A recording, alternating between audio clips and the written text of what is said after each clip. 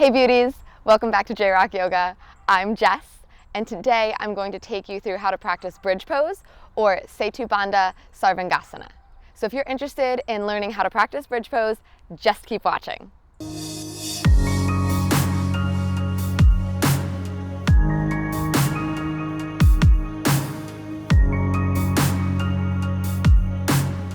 Okay, so today we're going to get started on our backs.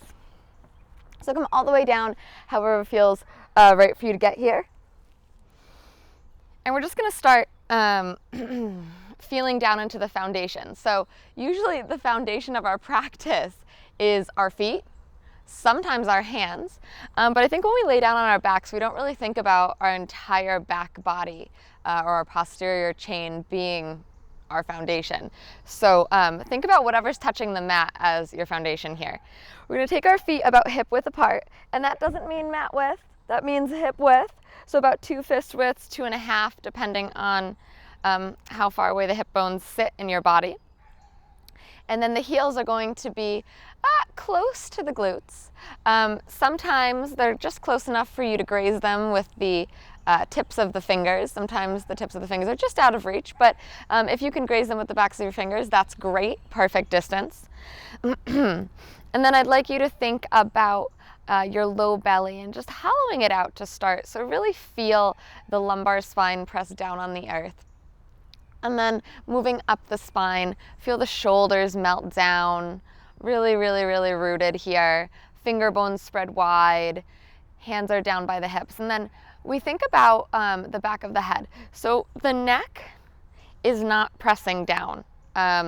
We have the chin slightly tucked, but it's not so tucked here that the back of the neck is a contact point with the earth. We actually want the back of our skull to be the contact point with the earth. So you can rock your head left and right, really find that base of the skull, kind of make sure that the pressure isn't on the neck here. Now, once we're here, I would love for you to imagine just an imaginary line going from crown of head all the way down to the bottom of your mat, and it's right in the center of your body. So if we're just hanging out with the knees, kind of magnetize and suction them in toward the center line. They're not touching, but it's almost like there's a force pulling them in, right? Then we're going to pull in our Mula Bandha, which is our pelvic floor lifting lock. So just lifting the pelvic muscles a slight bit.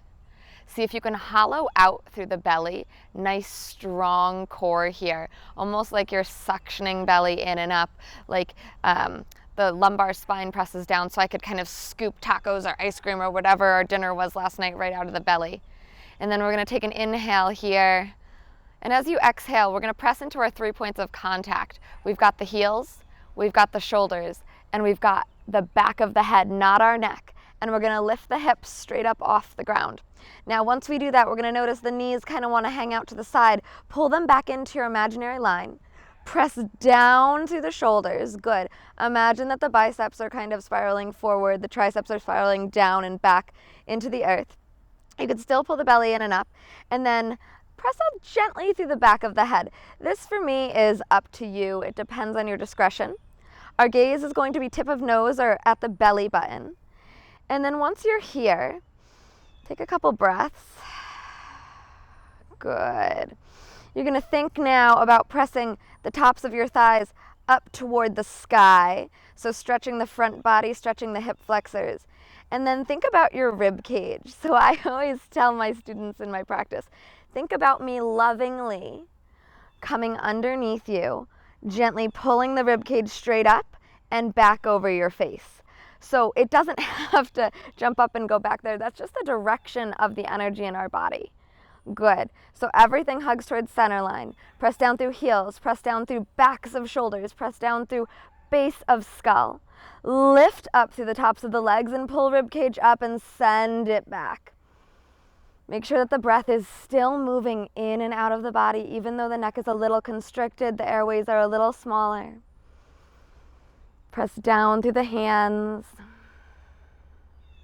and slowly release your way down, upper back, then snake the middle back down, and then finally the tailbone releases. So there you have it, bridge pose. I hope that this video really helps you along your yoga journey. This is a very invigorating posture, really great to do when you're feeling a little bit sleepy. This can really wake you up. If you like this video, please come back to my channel. I'm going to post new videos every week. You can subscribe right here. If you'd like to follow me on Instagram, my handle is @jrockyoga, and my website for all other good things, blogs, recipes, longer flows, is jrockyoga.com. Thank you so much, and we'll see you next week.